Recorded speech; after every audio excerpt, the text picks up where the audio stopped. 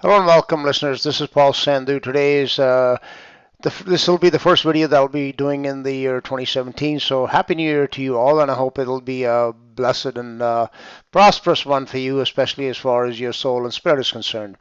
Okay, so today I wanted to address the question of why are day and night not equal in length on the Earth if we considering the current model, the solar system model with the sun in the middle and the planets orbiting around it, if the planets are really orbiting around it, like the Earth, for example, then why is it that we do not have day and night of equal length? So we'll take a look at the explanation that is the generally accepted official explanation, and then we will do a comparison of the model itself as to what we can learn from it and see if this explanation holds water. So if we do a Google search to the answer to this question, why are days and nights not of equal duration throughout the world and throughout the year, these are some of the answers you will get. And this on Yahoo says best answer, okay? The tilt of the Earth is in different direction towards the sun at different times of year. That makes for the difference in day and night. But they don't say why, okay? Here's another answer. This is because of the inclined axis of the Earth. Had the axis been perpendicular to the plane of the orbit, then days and nights would have been of equal length all over the world, and the rays of the sun would have fallen in the same manner at one particular place. But it has been observed that in the summer season in the northern hemisphere, the days are long and the nights are short, and contrary to this, in the winter season, the nights are long and the days are short. Yes, this has actually been observed. Of course, it's observed all over the world. But is the explanation that's given that it's because the axis is not the correct explanation? And if that is not, there is no other explanation that you'll find anywhere on Google or anywhere in any physics textbooks or astronomy textbooks or anywhere else. Because of the tilt of the Earth's axis, the Earth essentially wobbles. The number of no daylight hours vary throughout the year in relation to whether or not that part of the globe is tilted towards or away from the sun. And here you go. The reason is the Earth axis and to side, I guess he means to side to which it tilts. It changes time to time and place to place, so day and night are not always equal in the entire world. All right. So let's see if this explanation is scientific and if it actually makes any sense whatsoever. In order to understand this explanation given for the variation in the length of day in Earth in different parts of the Earth, let's take a look at this graphic, okay? What is this showing you is that the sun on the left of the screen is hitting the Earth. Half of it is in daylight and the other half is in darkness, okay? So this, where the light and the darkness meet, is called the terminator line. And on the top you can see the Earth axis. The Earth axis is perpendicular. So they said that, if this axis were, or this is the axis around which the Earth rotates, that if this Earth was, this angle was, if this axis was perpendicular to the sun, that it was at a 90-degree angle, then the day and night would be equal in length. But because the axis is tilted, and I have drawn this axis for you to look at, it will now change the length of the day and night in different parts of the globe. But let's look at it again and let's ask the question, why? Why would it do that? Now, what should be very obvious to anybody is that no matter which way the axis is tilted, or if it's perpendicular, or if it's like at a 90-degree angle, it doesn't really matter. If you look at the left side where the sun's rays are coming from, now it should also be obvious that they painted that yellow from the top, let's say the North Pole to the South Pole, but that is not the extent of the rays of the sun that the sun is emitting. Okay, the point being that the width of the amount of sunlight that is going to be coming towards the Earth is going to exceed the width of the Earth by a factor of hundreds and maybe even thousands and maybe even tens of thousands, as we shall see. Okay, so in that scenario, like you have seen on the screen here, where half the Earth is lit up, and they said this would happen if the axis was perpendicular. The question is that if you tilt the axis, it is not going to change the amount of the surface area of the Earth that is going to be receiving light.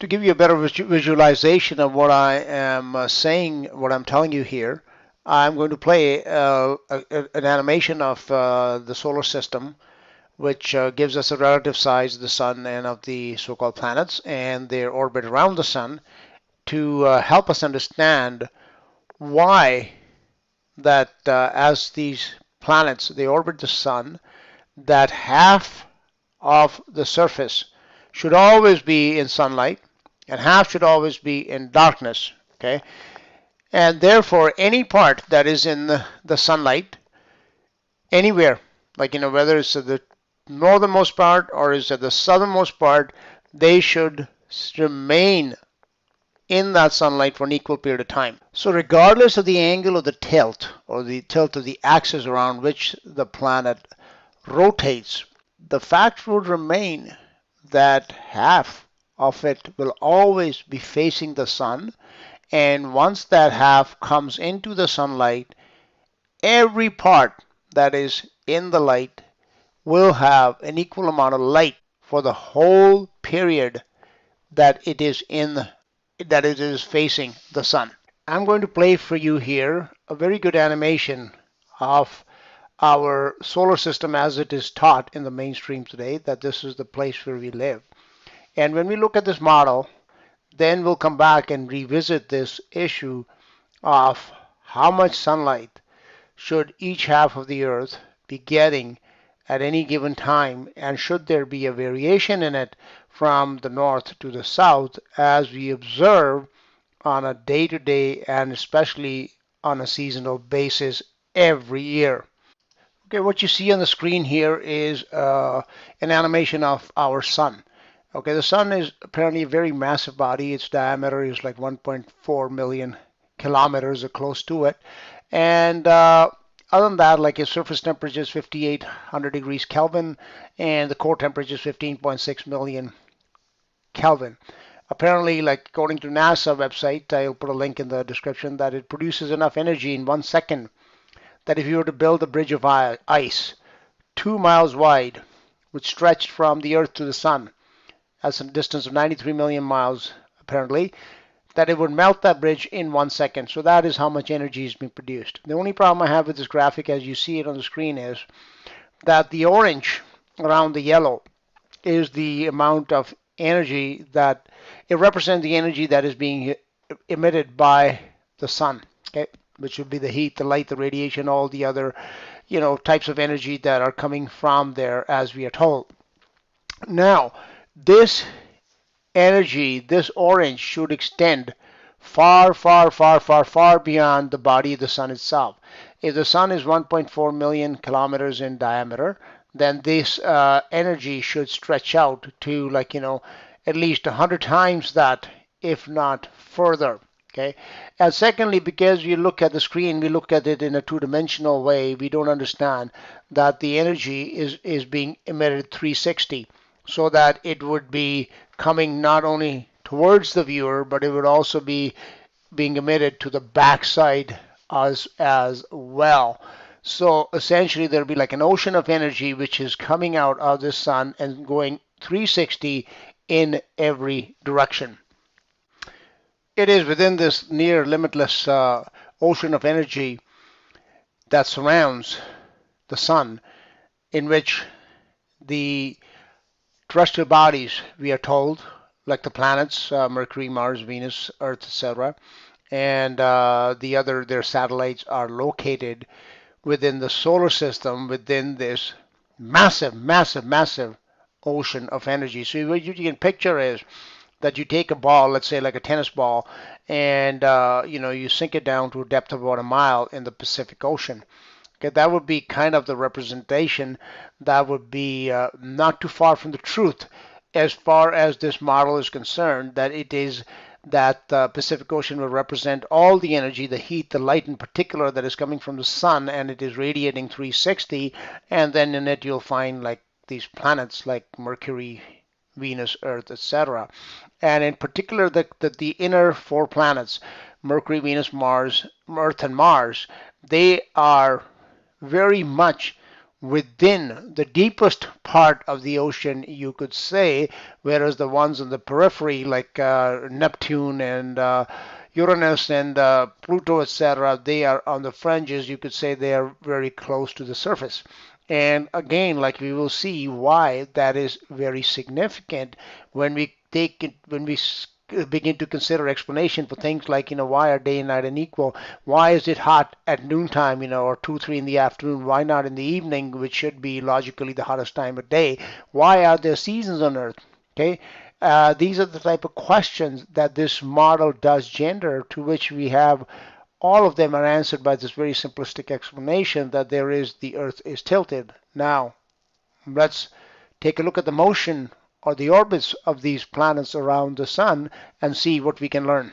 Okay, astronomers tell us that the planets are located on a plane which is called the ecliptic, and it's in relation to this plane that their axes are tilted, particularly that of the Earth, at an angle of 23.5 degrees. Okay, but be that as it may, what is obvious is when you look at these animations is that these planets are getting their light because they're facing the sun, which is a bigger object, and again, the light that is coming, or the heat that is coming from the sun, it far exceeds the width of any of the planets, including like the giant ones like Jupiter and Saturn, and therefore it is very logical that half of the planet that is facing the sun will always be receiving light. When we take that into consideration, when we understand it like that yes, this ocean of energy in which these planets are swimming, it's always going to be exceeding their width by a factor of hundred thousands, tens of thousands perhaps, and therefore, no matter which way they are tilted, which way the ecliptic plane is, which way, like you could increase the axis or rotation to 90 degrees, for example, but the fact will remain unchanged that half of that planet will always receive light. And secondly, the half should receive, like right from the top to the bottom, they should receive an equal amount of light for an equal amount of time. There can be no variation in this. Now, as you're looking at this animation of the Earth rotating around its axis and orbiting the sun, when you look at it, it seems like the axis of the Earth is perpendicular, okay, from our viewpoint. Now, let's say we were to actually tilt it. Let's say, tilt it to the right at an angle of 23 degrees, as we are told that the Earth is tilted. What would change? Like, would the Earth actually stop facing the sun suddenly, or the top of the Earth no longer face the sun? Or an unequal amount, okay, let's rephrase that. Would an unequal amount of the surface of the Earth suddenly begin to face the sun? Okay, like would the surface area of the Earth that is in the light of the sun, receiving the heat from the sun, would that percentage change? Would it still not be 50%? Would still not half the Earth be facing the sun and it would be in the light?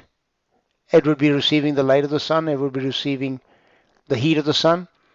Okay, let's just take another quick look at that graphic that I had shown you at the beginning of this video, which showed the Earth divided half in light and half day and half night, with the sun depicting for us how the sun lights up one half of the Earth at one time. Now again, in this graphic, the sun's rays are coming from the left, and as we have determined that the actual width of the amount of rays of light and heat that will be coming towards the sun will exceed the width of the Earth by a factor of thousands, if not tens of thousands. So therefore, that analogy that I gave you, that the Earth is swimming and the other planets allegedly are swimming in an ocean of the sun's energy, no matter where they're located in relation to the sun.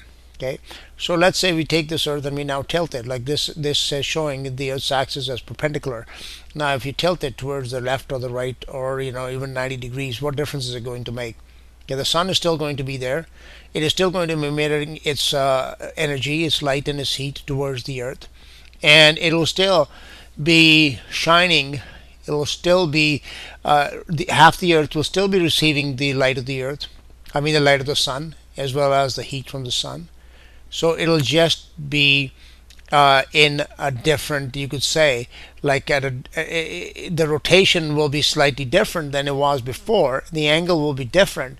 So like the different parts will receive light and earth at a different time than they were when the axis was perpendicular. But that doesn't mean that they'll receive any less at any part of the from the top to the bottom. It should still be covered. Half of the earth should still be covered in light and half should be in darkness. And the other problem it poses here is, like as you can see, that the light is being received right from the top, the North Pole to the South Pole, that even if you tilt it, okay, and if you tilt it, say, to the right, you'll think that the North Pole has gone into darkness, and that's why we have the Arctic winter right now, okay? But that is not correct, because the earth spins. So if you tilt it right this very second, and the earth keeps spinning, in the next few hours, that side that which is in the darkness will now come into the light. So in this model, in which the energy of the sun far exceeds the width of the earth, it is, and half the earth is always in light and half is in darkness, as we are told, by these animations, but also by NASA's videos allegedly taken from the International Space Station, etc., then it is not possible that any part of the earth should ever be in darkness for more than a few hours at a time. It is an impossibility. Okay, this question, as to why day and night are unequal in length, and other questions such as like, why is the afternoon the hottest part of the day, and why do we have seasons? These are questions that bear much deeper investigation. However, due to lack of time, I'm going to end this here, but what you're looking at on the screen is this picture. It's called the pale blue dot, and this apparently is an image of our solar system taken by the Voyager spacecraft back in 1990. And in the top, just above their writing, you will see is that little dot, which is apparently the Earth. And as you can see, the Earth is suspended in what Carl Sagan called the beam of sunlight. So I'm just going to read this little excerpt from Carl. He said on this speech that he gave when this picture was taken, "From this distant vantage point, the Earth might not seem of any particular interest, but for us it's different. Consider again that dot. Keep in mind that word, that dot. That's home. That's us." Okay? And basically goes on to say everybody that's ever lived on this here, every saint is sinner in the history of this species, if our species lived there on a mote of dust suspended in a sunbeam. So what do we learn from this here? Okay? So what we learn from here is that if this Earth is just a mote of dust compared to the amount of energy that is coming from the sun in which it is suspended, a mote of dust suspended in a sunbeam. Now if you look at the width of the sunbeam, it is like multiple times the width of that little dot. But you also must keep in mind that this image taken by the camera, it is not a 360, three-dimensional image. So if this is just like one part of the sunbeam or the energy of the sun that is being emitted at any given time, okay, this would be extended 360, both towards us, behind us, to the left, to the right.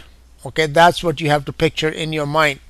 That people think that that is the full amount of the sun's energy that we are being shown, not even close. Okay, the sun would be emitting far greater amount that you can even see in here.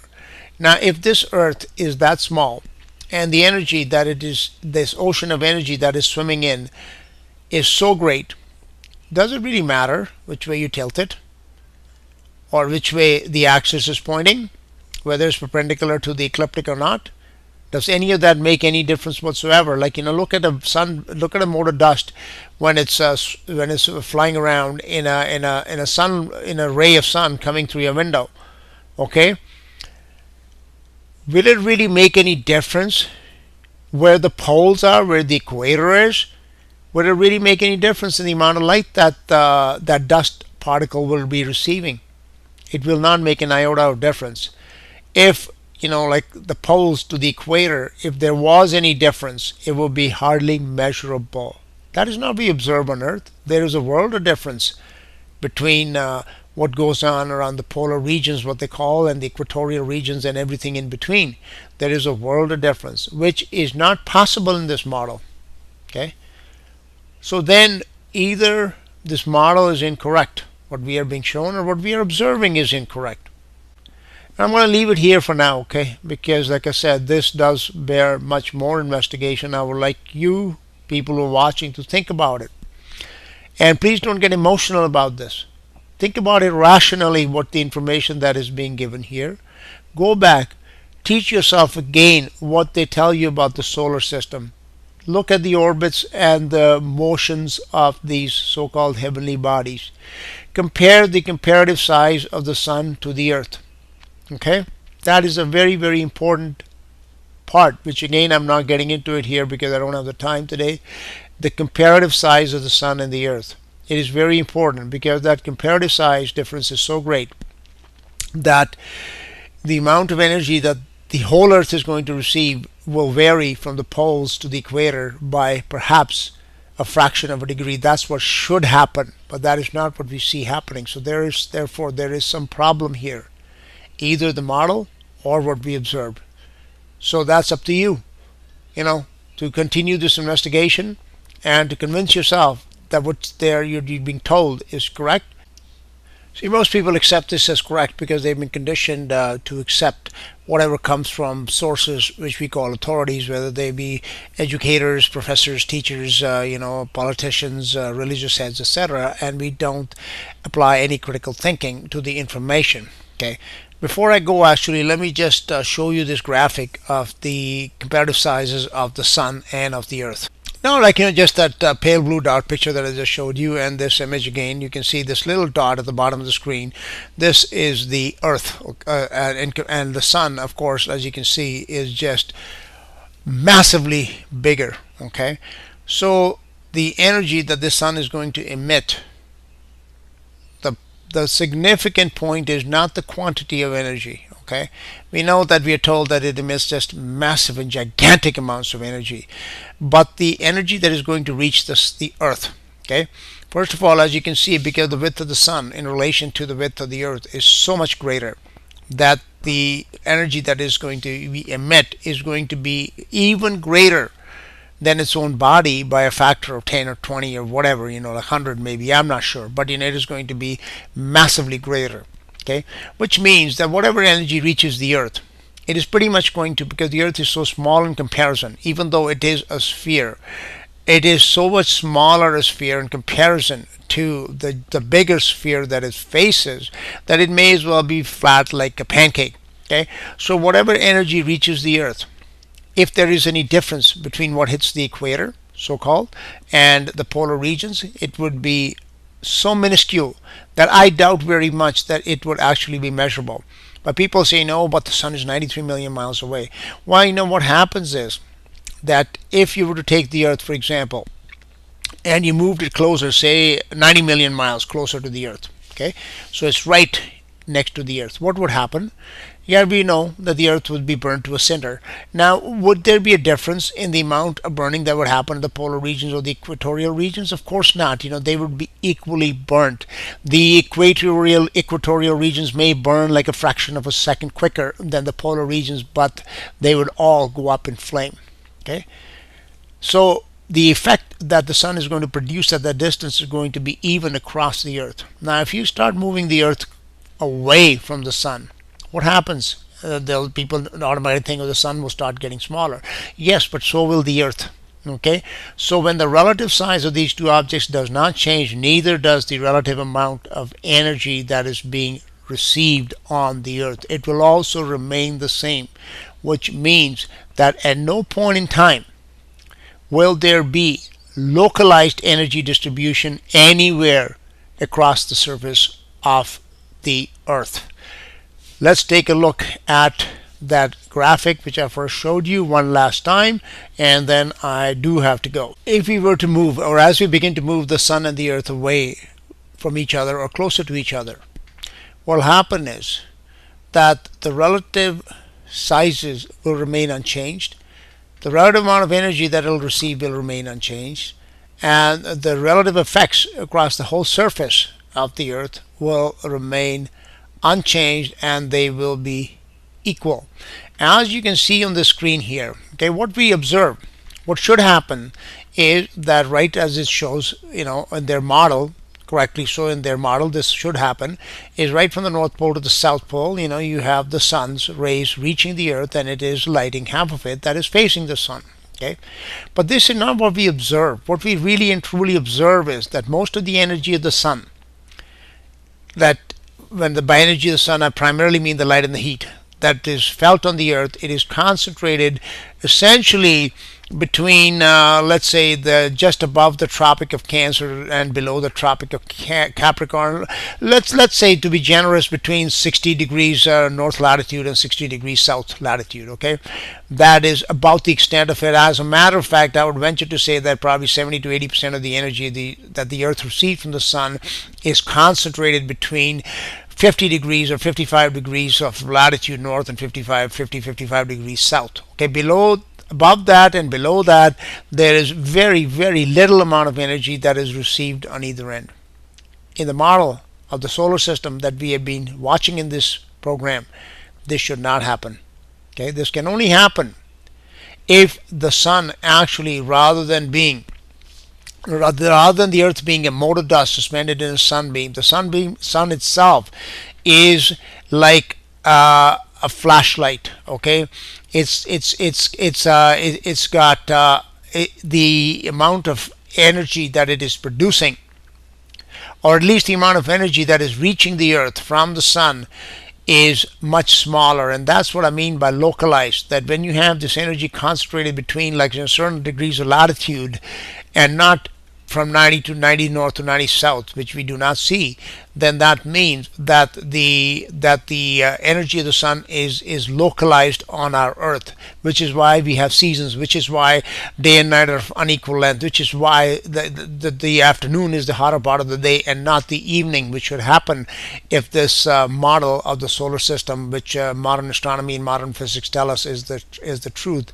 were really the case. Okay, so I'm going to end this here. I will please go ahead and think about these things which I told you, and I hope you do, rather than pick up your keyboard commandos and start typing even before you have finished watching this, or even given it any thought as to what the problems are being raised here, which I believe are not answered by the tilt hypotheses at all, and neither for day and night nor for the seasons. They're not. Okay, anyways, thank you for listening. This is Paul Sandhu.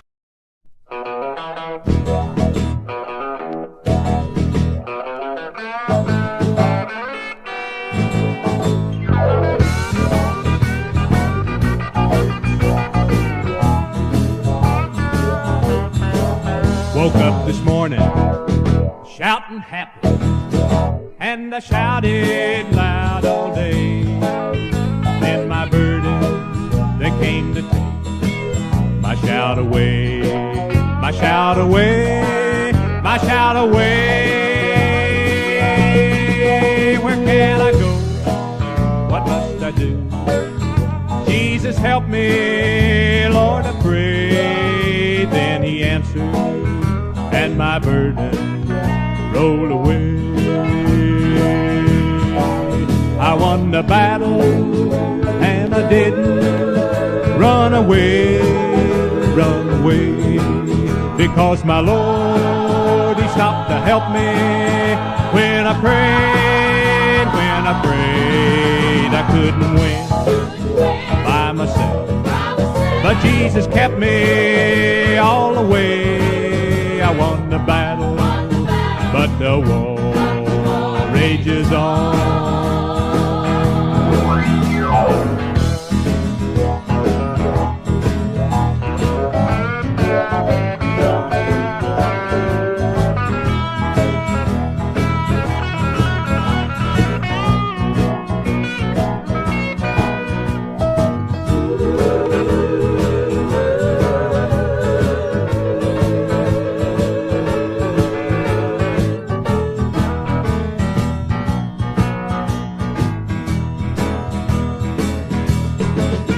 Satan tempted, and he tried me.